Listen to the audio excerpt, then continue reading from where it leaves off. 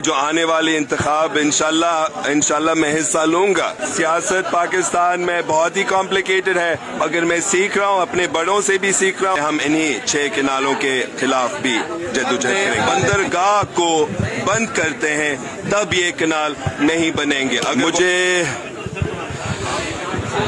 ابھی جو بھی ہو رہا ہے ہمیں کوئی اندازہ نہیں ہے، کوئی ٹرانسپیرنسی نہیں ہے، کوئی سچ نہیں بتا رہے۔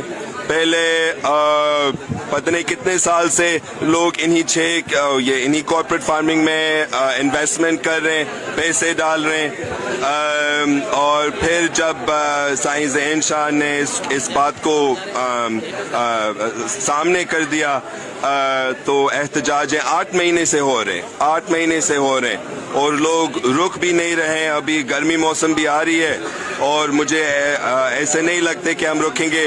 ہمارا خود اپنا احتجاج ہے 26 تاریخ دادو مورو پل پہ، 19 تاریخ حیدرآباد میں بھی احتجاج ہے، کل نصیر آباد میں احتجاج ہے، روز کوئی نہ کوئی احتجاج ہے۔ سو ہم نہیں رکیں گے۔ ہمیں ایک حکومت سے وعدہ چاہیے کہ یہ کنال نہیں بنیں گے، جیسے ہم نے کالا باغ ڈیم کے خلاف جدوجہد کی اور وہ رکا، ویسے ہم انہی 6 کنالوں کے خلاف بھی جدوجہد۔ یہ جو آنے والے انتخاب انشاءاللہ میں حصہ لوں گا۔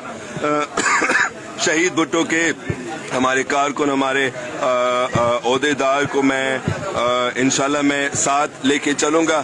ابھی کوئی فی الحال کوئی کنفرمیشن نہیں ہے، مگر ارادہ ہے۔ وہ انہوں نے کہا کہ وہ روڈ بند کریں گے اور ریلوے بھی بند کریں گے پنجاب۔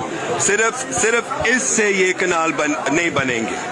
صرف اگر ہم اپنے بندرگاہ کو بند کرتے ہیں تب یہ کنال نہیں بنیں گے۔ اگر وہ ہمارے پانی روکیں گے تو ہم ان کے بندرگاہ بھی روکیں گے۔ اچھا محسوس کر رہا ہوں۔ سیاست پاکستان میں بہت ہی کمپلیکیٹڈ ہے، اگر میں سیکھ رہا ہوں اپنے بڑوں سے بھی سیکھ رہا ہوں، وکیلوں سے بھی سیکھ رہا ہوں، مگر خاص طور پر ہمارے نوجوان سے سیکھ رہا ہوں۔